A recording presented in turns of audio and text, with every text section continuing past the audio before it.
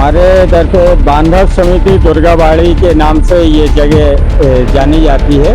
और हमारे दुर्गा पूजा का जो इतिहास है ये 1861 से हमारे इधर पे दुर्गा पूजा प्रारंभ हुई। 2012 में हमारे वाले साहब का इंतकाल हुआ।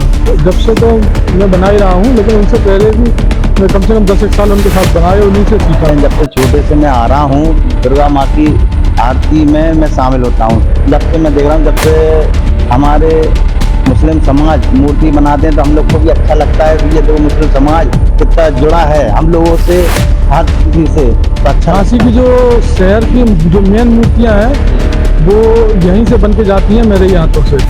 वो चाहे गैसार कंपाउंड की हो, चाहे इलाइट चौराहे की हो, चाहे बड़े बाजार की हो। बड़ा कुंड बनाया गया है और इस कुंड में ही पानी डाला जाता है। पहले हम लोग पानी भर देते हैं, फिर गंगा जल और यमुना का जल, ऐसे 7 नदियों का जल और समुद्र का जल इसमें हम लोग मिलाते हैं और फिर पंडित द्वारा इसका शुद्धिकरण किया जाता है। उसके बाद हम लोग इसमें विसर्जन की प्रक्रिया प्रारंभ करते हैं। हम एंटरटेनमेंट के बारे में बता रहे हैं कि पहले दिन हम लोगों का एक अनुष्ठान होता है गाने इत्यादि का, जिसमें केवल बांग्ला गाने शामिल किए जाते हैं। तो इस बार सॉन्ग्स फ्रॉम बंगाल ये कार्यक्रम गया है ना कि ये जन्माष्टमी से शुरू होती है और छठ तक ये तैयार। नमस्ते, मेरा नाम है धर्मेंद्र और आप देख रहे हैं द न्यूज़ तंत्र। अभी हम खड़े हैं झांसी के दुर्गावाड़ा में और ये अगर हम पर्टिकुलर स्थान की बात करें तो मिनरवा चौराहे के आसपास पड़ता है। आप पहले मेरे बोलने से पहले कुछ बोलूं इससे पहले आप कोशिश ये है कि कैमरामैन से कि एक बार एक झलक दिखा दें कि पीछे का विजुअल्स है क्या। जब हमें पता चला कि यहाँ की कहानी कुछ अलग ही है, जो क्योंकि नवदुर्गों का पूरा ये नवरात्र चल रहा है, तरह तरह से हमारे रोज कॉल आते हैं कि भाई मैंने भी देवी जी रखी हैं, कृपया करके आप लोग आइए कवरेज करिए। ये कोशिश हम लोग ये करते हैं कि हर जगह सेम ये कुछ यूनिक मिले तो उसको कवर किया जाए। और जब हमें पता किया तो यहाँ दुर्गावाड़ा की कहानी बड़ी यूनिक निकली और हम उसको नहीं बताएंगे। जो यहाँ साथी हमारे साथ मौजूद हैं, मतलब हर एक पॉइंट भी उसे जानने की हम कोशिश करेंगे क्या अलग है और जगह से। हमारे साथ तरफदार जी मौजूद हैं, ये शुरुआत करेंगे इस पूरी कहानी की। तो पूरा नाम क्या है आपका? प्रभात कुमार तरफदार। प्रभात जी, जैसे जैसे मैंने जो सुना है यहाँ के बारे में, कोशिश करें कि आप ब्रीफ में हमें बता दें, फिर हम अपने क्वेश्चन पुट अप करते हैं। जी, ये हमारे इधर पे बांधव समिति दुर्गाबाड़ी के नाम से ये जगह जानी जाती है। और हमारे दुर्गा पूजा का जो इतिहास है ये 1861 से हमारे इधर पे दुर्गा पूजा प्रारंभ हुई है। 1861 में सर्वप्रथम बंगाल से आए हमारे कुछ बंगाली बंधुओं ने मिलकर इस पूजा को प्रारंभ किया। उसके बाद समय समय पर और भी लोग जोड़ते गए और ये कारवां आगे बढ़ता गया और धीरे धीरे फिर हमारी ये जो आप पूरी जगह जो देख रहे हैं वो हमारे बंगाली बंधुओं द्वारा ही खरीदी गई जगह है। ये कोई ऐसा पहले से मंदिर नहीं था। जगह खरीद के हम लोगों ने इधर पे फिर अपना ये प्रांगण बनाया। दुर्गा पूजा करने के लिए हम लोगों ने जो भी श्रम करना पड़ा, जो भी आर्थिक सहायता करनी पड़ी, वो हमारे सारे बंगाली बंधुओं ने ही मिलके इसको किया और इतना बड़ा प्रांगण खड़ा किया। 1961 अगर थोड़ा हमें 1861 अगर हम इतिहास में पीछे जाएं तो एक ऐसा समय मान लिया जाए कि उस समय हमें नहीं लगता कि भारत में बंगाल के अलावा और कहीं देवी जी बैठाई जाती हूँ। कुछ जगह छोड़ के उस समय बंगाल के बाहर इतनी दुर्गा प्रतिमाओं का चलन नहीं था। जहाँ कुछ बंगाली जैसे बनारस आदि जगहों पे जरूर पूजा होती थी और बंगाल क्षेत्र जब बंगाली वहाँ जाके शिफ्ट हो गए तो उन्हीं लोगों ने शुरू किया। जी, हमेशा ये पूजा सर्वप्रथम बंगालियों ने ही प्रारंभ की है, क्योंकि ये बंगाल में प्रचलित था। जब बंगाली बाहर निकले तब उन्होंने जाके वहाँ पे पूजा का भी प्रचलन चालू किया। तो इसी तरह जब झांसी में बंगाली आए तो उन्होंने झांसी में आके इस पूजा को प्रारंभ किया। आपके पूरे कार्यक्रम को एक कौन सी समिति, क्या नाम है उसका, कितने लोग हैं उसमें जो इसको पूरे प्रोग्राम को सफल बनाते हैं? आज हमारे इधर पे ये जो समिति है ये बांधव समिति के नाम से जानी जाती है और रजिस्टर्ड समिति के हिसाब से ये झांसी की सबसे प्राचीन समिति है, एक रजिस्टर्ड बॉडी है हमारी। और ये इसके अलावा हमारे इधर पे जितने भी मेंबर हैं झांसी में भी हैं और झांसी के बाहर भी हैं, तो हमारे कुल मेंबर करीब 140 मेंबर हमारे हैं, और उनमें से बाहर भी रहते हैं और झांसी में भी रहते हैं। लेकिन कोशिश ये करते हैं सभी लोग, हमारे बच्चे भी और सभी लोग, कि झांसी की पूजा में जरूर आए। तो हमारे लगभग सारे मेंबर पूजा के समय, दुर्गा पूजा के समय झांसी में जरूर उपस्थित होते हैं। तो वो कौन सा दिन होता है, मतलब क्योंकि 9 दिन बैठना होता है बाहर, जो अब उनकी बारे में कह रहे हैं जो बाहर जॉब कर रहे हैं या कोई काम धंधा कर रहे हैं, तो वो उस पूजा के दिन झांसी आ जाते हैं। जी जी, मैं आपको पहले ये क्लियर कर दूं कि 9 दुर्गा जो होती है वो हमारे इधर पे बंगालियों में 9 दिन की कभी पूजा नहीं होती है कहीं पे भी, चाहे बंगाल में हो चाहे बंगाल के बाहर। बंगालियों की जहाँ पे भी पूजा होगी वो छठ से प्रारंभ होगी, मतलब 3 दिन की मान लें, 4 दिन की पूजा आप मान लें उसे, तो छठ से ही प्रारंभ होगी। और छठ से ही हमारे इधर पे भी ये पूजा होती है। तो छठ से ही हम लोग जब देवी की पूजा करते हैं तो हमारे सारे मेंबर्स जो है उस दिन से इधर पे उपस्थित रहते हैं, और सुबह से लेके रात तक सारे मेंबर इसी प्रांगण में रहते हैं। दोपहर को हमारा इधर पे भोग होता है, महाभोज होता है, भंडारा चलता रहता है तीनों दिन, सप्तमी, अष्टमी और नवमी में। तो सारे मेंबर्स हमारे और भी हमारे मोहल्ले के भी, हमारे ये साथी जो भी हैं हमारे मोहल्ले के ही हैं, इन लोग भी हमारे ही साथ मिले हुए हैं। जैसे मैंने आपको पहले बताया कि हमारे फोर फादर, मतलब मेरे दादाजी के दादाजी झांसी में अगर आए थे, तो हम लोग आजकल बुंदेलखंडी हो गए हैं। तो ये सब हमारे ही साथी है, हमारे ही भाई बंधु हैं। तो हम लोग सब मिलके इस पूजा को करते हैं। जी, चर्चा तो आप सुन ही रहे हैं, लेकिन हम कोशिश करेंगे साथ में जो यहाँ अभी मूर्ति का काम चल रहा होगा, ये आप लोग देख रहे होंगे तो आप लोगों को बड़ा अजीब लग रहा होगा कि जहाँ 2 से 3 दिन करीब बीत गए हैं और पंडालों में पूजाएं चल रही हैं और अभी मूर्ति का निर्माण हो रहा है। कोशिश करें हमें इसके बारे में थोड़ा ब्रीफ में थोड़ा बताने की कि अभी ये इतना लेट क्यों बन रही है। जो मैंने पहले ही आपको बताया कि हमारे इधर पे जो पूजा का जो कार्यक्रम होता है वो हम लोगों के इधर पे छठ से प्रारंभ होता है। ठीक है। और ये छठ से जब हमारे इधर पे दुर्गा पूजा प्रारंभ होगी, तो आज तो नहीं, हमारे इधर पे 20 तारीख से, इसी 20 तारीख से हमारे इधर पे दुर्गा पूजा प्रारंभ होगी। और हमारे इधर पे मूर्ति जो बनाते हैं, मैं थोड़ा सा आपको इसमें बताना चाहूंगा। वैसे वो क्वेश्चन था हमारी लिस्ट में, जो हमें बताया गया था कि एक मुस्लिम परिवार इस मूर्ति को काफी लंबे अरसे से बनाता आ रहा है।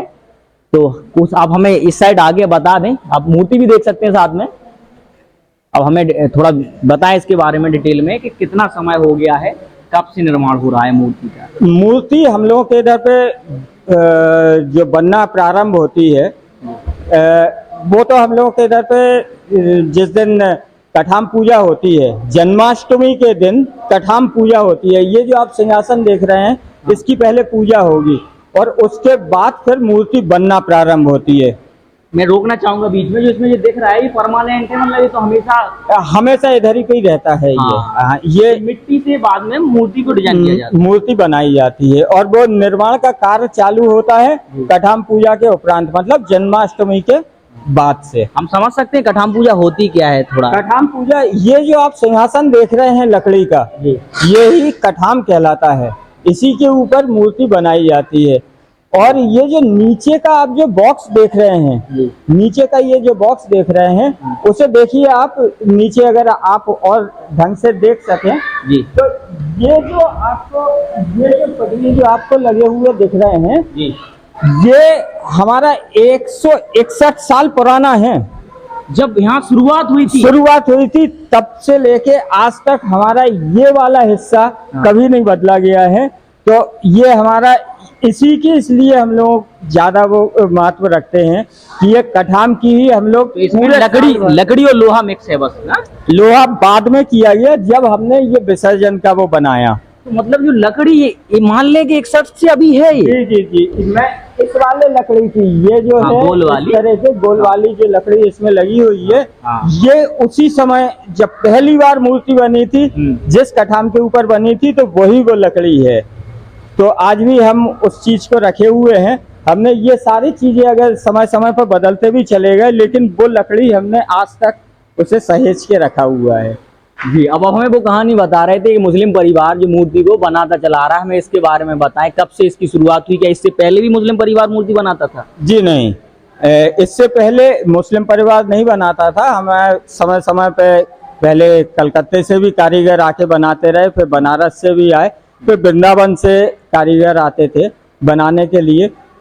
उसके बाद से वृंदावन से जो हमारे गांगुली जी एक आते थे, उनके पास ही हमारे झांसी के ही एक 9 नंबर इलाके के रहने वाले अब्दुल खालिक जी, उन्होंने उनसे मूर्ति बनाना सीखना प्रारंभ किया। उसके बाद से फिर वो उनके साथ ही काम करते रहे। 1970 से जब वो गांगुली जी ने बनाना बंद किया, तब से 1970 से अब्दुल खालिक साहब वो ही इस मूर्ति को बनाते आ रहे हैं। और आज उनका 10 साल पहले इंतकाल हो गया है, और उसके बाद उनके पुत्र अब्दुल खलील वो हमारे इस मूर्ति को बना रहे हैं। और बखूबी आप जो देख रहे हैं कि उसमें पूरा बंगाली पैटर्न से ही, पूरे श्रद्धा भाव से वो पूरी मूर्ति बनाते हैं। उनके जैसे वालिद बनाते थे वैसे ही ये भी बनाते हैं। तो हमारे इधर पे ये आप ये कह सकते हो कि हिंदू मुस्लिम का जो आज विवाद कहीं पे भी हो, लेकिन हम लोगों के दिलों में इन्होंने इतनी अच्छी जगह बनाई कि हम लोगों को लगता नहीं है कि ये हमारे परिवार से अलग हैं। तो क्या उनसे हम चर्चा कर सकते हैं? क्या वो हैं अभी यहाँ? जी जी जी, भैया भी बनाते हैं? ये है। अच्छा, यही मूर्ति बनाते हैं? 2 मिनट दे दीजिए हमें। पूरा नाम क्या है? मेरा नाम अब्दुल खलील। अब्दुल खलील। इससे पहले आपके बताया सर ने कि आपके पिताजी मूर्ति बनाते थे। जी। आपको कितना समय हो गया? मुझे 2012 में हमारे वाले साहब का इंतकाल हुआ। जब से तो मैं बना ही रहा हूँ, लेकिन उनसे पहले भी मैं कम से कम 10 साल उनके साथ बनाए, उन्हीं से सीखा मैंने। उन्हीं से। तो इसके अलावा आप और भी मूर्तियों का निर्माण करते हैं? जी, झांसी की जो शहर की जो मेन मूर्तियाँ हैं, वो यहीं से बन के जाती हैं मेरे ही हाथों से। वो चाहे दहसार कंपाउंड की हो, चाहे इलाइट चौराहे की हो, चाहे बड़े बाजार की हो, बड़ा मठ की हो, और भी कई मूर्तियां हैं जो झांसी की मेन मूर्तियां यहीं से बन के जाती हैं। जी। वैसे भारत की हम बात करें तो अब राजनीतिक स्वार्थ के चलते क्या है कि दिमागों में जो जहर घोला जा रहा है वो जीता जागता उदाहरण है। आए दिन आपको घटनाएं भी सुनने को मिलती होंगी। कि ये बताएं कि आपके सामने कोई ऐसा फेस नहीं आया कि आपकी कमेटी ने कभी आपत्ति जताई हो कि भाई आप हिंदू देवी देवताओं की क्यों मूर्ति निर्माण करते हैं? ऐसा कुछ हुआ है? क्योंकि क्या ये खबरें झांसी से तो हमें अभी तक सुनने को नहीं मिली हैं, लेकिन बाहर से हमें मिलती रहती हैं। ऐसा कभी नहीं हुआ, और यहाँ की जो कमेटी है उसने पूरा हमारा सहयोग करा है। और ये तो अब राजनीतिक उसका वो है जो पब्लिक समझे ना समझे, लेकिन यहाँ कोई ऐसा कोई बात नहीं है। तो क्या प्रोसेस होता है, हमें थोड़ा मूर्ति के बारे में बता दें। कब से आप शुरू करते हैं, कितने दिन में ये बना के आप खत्म करते हैं? ये बताया गया है ना कि ये जन्माष्टमी से शुरू होती है और छठ तक ये तैयार होती है। जी, मतलब 2 दिन अभी और हैं, 2 दिन में आप उसको कंप्लीट हो जाएगी। आपने मूर्ति की भी कहानी आपने सुन ली, और पूरा जिस हिसाब से भाईचारा बनाया गया है पुरखों द्वारा वो कितना शानदार है। लेकिन आए दिन हम जो घटनाएं सुन रहे हैं वो हमें क्या पूरे समाज को शर्मसार कर देती हैं कि सिर्फ अपने एजेंडे को सिद्ध करने के लिए आप उसमें आप धार्मिक जहर घोल देते हैं, और जिसमें बड़ी बड़ी घटनाएं हो जाती हैं। दिल्ली हो, सहारनपुर हो, कई जगह के ऐसे दंगे उदाहरण बन के सामने आते हैं। हमारे साथ एक भैया और मौजूद हैं, थोड़ा हमें और ब्रीफ में बताएं और क्या खास होता है। सुना है कि यहाँ कई सांस्कृतिक कार्यक्रम होते हैं। जो सांस्कृतिक कार्यक्रम होते हैं क्या वो ये बुंदेलखंड के कल्चर से रिलेटेड होते हैं या बंगाली कल्चर से रिलेटेड होते हैं? जी, बुंदेलखंड के उसी से होते हैं, बंगाली दोनों मिक्स होते हैं। क्या क्या होता है यहाँ पे? बढ़िया कार्यक्रम बंगाल से आते हैं, कार्यक्रम बढ़िया होता है यहाँ पे। बंगाल में जब से छोटे से मैं आ रहा हूँ, दुर्गा माँ की आरती में मैं शामिल होता हूँ। जब से मैं देख रहा हूँ, जब से हमारे मुस्लिम समाज मूर्ति बनाते हैं तो हम लोग को भी अच्छा लगता है। ये देखो मुस्लिम समाज कितना जुड़ा है हम लोगों से, हर किसी से, तो अच्छा लगता है। तो आप क्या, अगर हम आपसे कहें कि क्या संदेश देना चाहते हैं धार्मिक सद्भाव को लेके? यही है, मुस्लिम हिंदू एकता एक बना रहे, इसीलिए क्योंकि अच्छा लगता है। एक क्यों इसमें क्या है, झांसी की जनता ऐसी है, बिल्कुल एकता की तरह रहती है, साथ में बिल्कुल आरती में सभी शामिल होते हैं। जब तक ये अपने पालन से ये करते हैं। आप देखिए, ये जन्माष्टमी से ये आ जाते हैं, उसी दिन से ये मूर्ति बनाने लगते हैं।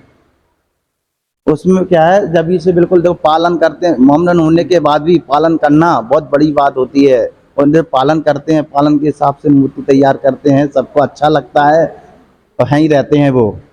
उनके लिए एक कमरा यहाँ पर है, वो वहीं रह के बनाते हैं। और यहाँ पे एक मूर्ति नहीं बनाते हैं, ये 3 मूर्ति बनाते हैं। सरस्वती जी की बनाएंगे, ये काली जी की भी बनाएंगे ये यहाँ पे। ये अच्छा, हाँ, वो कहाँ बनेगी? वो भी यहीं बनेगी और यहीं पे सत्संग होती है। हाँ, ये जब मैं कैमरा ऑफ था तब हमें जानकारी हुई कि ये लोग पर्यावरण को देखते हुए बड़ा, ये कहें कि जागरूक हैं। क्योंकि जो भी तालाब हैं या नदियां हैं, आप देखना कि नवमी के बाद जब मूर्तियों का विसर्जन होता है तो वो कितना प्रदूषण पैदा करता है। क्योंकि क्या है कि कई जगह ऐसे डाल दिया जाता है नदियां, जो कि जाम हो जाती हैं, या कहें कि उनमें मलबा इकट्ठा हो जाता है और कई घटनाएं भी सामने आती। लेकिन जो यहाँ जो समिति ये पूरा कार्यक्रम ये सफल तरीके से अपना करती है, इन्होंने एक नया, मतलब एक नई पहल शुरू की है कि इनका ये कुंड है, मूर्ति ये रखी है, ये कुंड है, इसमें क्या पानी अभी भी भरा होगा? कितना समय हो गया इसमें सराते सराते? हम लोगों को 2015 से हम लोग इसमें मूर्ति का विसर्जन प्रारंभ किया है जी। और ये कुंड बनाया गया है और इस कुंड में ही पानी डाला जाता है। पहले हम लोग पानी भर देते हैं, फिर गंगा जल और यमुना का जल, ऐसे 7 नदियों का जल और समुद्र का जल इसमें हम लोग मिलाते हैं और फिर पंडित द्वारा इसका शुद्धिकरण किया जाता है। उसके बाद हम लोग इसमें विसर्जन की प्रक्रिया प्रारंभ करते हैं। तो इससे पहले कहाँ आप मूर्ति का विसर्जन होता था? इससे पहले लक्ष्मी तालाब में ही मूर्ति का विसर्जन होता था। लेकिन दिन दिन मूर्तियों के बढ़ जाने के कारण और सफाई ना होने के कारण और इतना ज्यादा प्रदूषण वहां पे हो गया कि बार बार प्रशासन भी वो करता था कि किसी तरीके से इसकी सफाई की जाए। तो इतनी पुरानी मूर्ति जब हम लोग पूजा कर रहे हैं तो ये पहल क्यों ना हम लोग उठाएं। तो बांधव समिति के हमारे सदस्यों ने ये प्रस्ताव दिया कि इसकी पहल भी पर्यावरण के रक्षा हेतु पहल भी हम ही लोगों को करनी होगी। जैसे सबसे पहले अगर उधर पे विसर्जन भी हम लोगों ने प्रारंभ किया था, तो पर्यावरण की सुरक्षा हेतु हम लोगों को ही पहल करनी होगी। तो सबसे पहले हम लोगों ने इसका वो पहल किया, ये टैंक बनवाया। टैंक बनाने के बाद फिर हम लोगों ने क्रेन लगाया ऊपर। आप अगर देख सकते हैं तो ऊपर एक क्रेन लगाया। क्रेन द्वारा मूर्ति को हम लोग उठाते हैं और फिर इसे आगे लेके आते हैं। फिर इसके अंदर धीरे धीरे धीरे धीरे विसर्जन किया जाता है। एक दृश्य उसका बहुत खूबसूरत, इधर पूरे सामने पब्लिक रहती है, भक्तगण आते हैं, उसे एक आनंद का अनुभव। सब लोग शांतिमय तरीके से देखते हैं। जो नदियों तालाबों में भगदड़ मच जाती है, पता चला किसी को धक्का लगा, पता चला बोट में ही कुछ लोग जा रहे हो, खबर मिल रही है कि भैया वहाँ 10 लोग डूब गए। जी। इन सब चीज से भी बचाव है और एक शुद्ध तरीके से हम लोग जब इतने दिनों से इतने भक्ति भाव से जब अपने आराध्य माँ की हम पूजा करते हैं, उसके बाद एक गंदे पानी में उसका विसर्जन करें, ये दिल को गवारा नहीं करता था। इसलिए हम लोगों ने इस चीज को वो किया कि नहीं, अब हम लोग दूषित जल को भी दूषित नहीं करेंगे और दूषित जल में माँ दुर्गा का विसर्जन भी नहीं करेंगे। कितना गहरा होगा ये 14 फुट गहरा है। 14 फुट गहरा है जी। कितनी सकारात्मक कहानी आपके सामने आई, जो कि वास्तविक है। यही मूर्ति का निर्माण होता है, यहीं उसका विसर्जन होता है। बनाने वाला एक मुस्लिम है और सभी, मतलब पूरे जो भी कार्यक्रम बिल्कुल किए जाते हैं भाईचारे और सद्भाव के रूप में किए जाते हैं। जी, एक सर और जुड़ चुके हैं हमारे साथ। हमें कुछ और खास बता दें, हालांकि हम सभी लोगों से यहाँ चर्चा तो कर चुके हैं, कुछ नया अगर आपके पास हो तो और बता दें, यहाँ की कोई विशेषता रहेगी जो मुझे ना पता हो। एंटरटेनमेंट, हाँ, एंटरटेनमेंट के बारे में बता दें। हम लोग इधर सबने बता ही दिया होगा कि षष्ठी से हमारी मूर्ति बैठती है बंगाली परंपरा अनुसार, और पश्चिम बंगाल में जिस तरह की पूजा होती है उस तरह की पूजा को हम लोगों ने मेंटेन किया है, जो षष्ठी से शुरू होती है। और शुरू से हम लोगों की पुरानी कालीबाड़ी में जैसी पूजा होती थी उस तरह की ही होती है। हम एंटरटेनमेंट के बारे में बता रहे हैं कि पहले दिन हम लोगों का एक अनुष्ठान होता है गाने इत्यादि का, जिसमें केवल बंगला गाने शामिल किए जाते हैं। तो इस बार सॉन्ग्स फ्रॉम बंगाल ये कार्यक्रम होगा, जिसमें बंगाल के जो गाने हैं, जो कीर्तन से शुरू होके आधुनिक गाना, नजरुल गीति, रविंद्रनाथ गीति, द्विजेंद्र गीति, ये सब गाने उसमें शामिल किए गए हैं। फिर एक दिन 2 दिन हम लोगों का बंगला नाटक का प्रोग्राम होता है, और अष्टमी के दिन बराबर हम लोगों के इधर हिंदी का प्रोग्राम होता है। तो हिंदी नाटक होता था, कभी कभी हम लोग भी करते थे, ज़्यादातर बाहर के लोग ही करते थे, और 2 हम लोग बंगला नाटक करते थे, जो इस बार भी हो रहा है। बंगला सभी की संस्कृति का ध्यान रखा जाता है ना, किसी को ये ना लगे कि नहीं वो आए बाहर से वो अपना सब होगा। तो हिंदी, एक दिन हिंदी इस बार कल्चरल प्रोग्राम कर रहे हैं, नाटक तो नहीं कर पाए, तो सभी लोग उसमें हिंदी एक ऑर्केस्ट्रा बुला लिया जाता है, और उसमें हमारे कलाकार भी होते हैं जो बाहर वाले गाना चाहते हैं, लेकिन पहले से बताना पड़ता कि उसे अरेंज करना पड़ता है। तो ये इस तरह का। नाम क्या है आपका? क्योंकि मैं पहले, मेरा नाम प्रदीप कुमार तरफदार है, मैं इस बार सांस्कृतिक सचिव हूँ यहाँ का। सांस्कृतिक सचिव है, मतलब ये जितने भी प्रोग्राम होंगे पूरे आपके अंडर ही होंगे, सारे डिसीजन आपके होंगे? सब लोग करेंगे, मतलब हम थोड़ा देख लेते हैं, हम बहुत वरिष्ठ सदस्य हैं, हम यहाँ पूजा सेक्रेटरी भी रहे हैं, बिल्डिंग सेक्रेटरी भी रहे हैं, 70 साल उम्र हो रही हमारी, रेलवे में थे, अब रिटायर करने के बाद यहीं आराम कर रहे हैं। आराम कर रहे हैं। कोई नहीं। आपने सभी लोगों को सुना, और एक, क्योंकि जहाँ तक इससे पहले अगर किसी ने कवर किया हो प्रोग्राम तो मुझे नहीं पता, लेकिन जहाँ तक मेरी जानकारी है मुझे तो नहीं ये देखने को मिला, और शायद कोई आया था अभी। हाँ, कोई शायद 24 जी हाँ किया होगा, लेकिन बड़ा रोचक लगा है। आप वीडियो को देख रहे हैं तो कोशिश करिए कि इसको शेयर करिए, सिर्फ इस वजह से नहीं कि यूनिक है, सिर्फ इस वजह से कि उस सद्भाव को प्रदर्शित करती है जिसकी जरूरत है आज भारत में। कोई किसी भी धर्म से हो, इंसानियत सर्वोपरि है। और आप पूरी वीडियो देख चुके होंगे, कोशिश करिए, शेयर करिए, और इस वीडियो को हम यहीं खत्म करते हैं। मेरा नाम है धर्मेंद्र, कैमरे के पीछे गौरव, धन्यवाद। द न्यूज तंत्र बुंदेलखंड का उभरता हुआ एक ऐसा चैनल है जो बेबाक और निष्पक्ष तरीके से जनता की समस्याओं को उठाता है। आप अपनी समस्याओं को दिए हुए व्हाट्सएप नंबर पर भेज सकते हैं। साथ ही आप अपने किसी स्टार्टअप या अपने बिजनेस का प्रमोशन हमारे चैनल के जरिए करा सकते हैं। खबरों को देखने के लिए फेसबुक या यूट्यूब पर द न्यूज तंत्र टाइप करके सर्च करें और खबरों से जुड़ जाएं। वीडियो पूरा देखने के लिए आप सभी का धन्यवाद।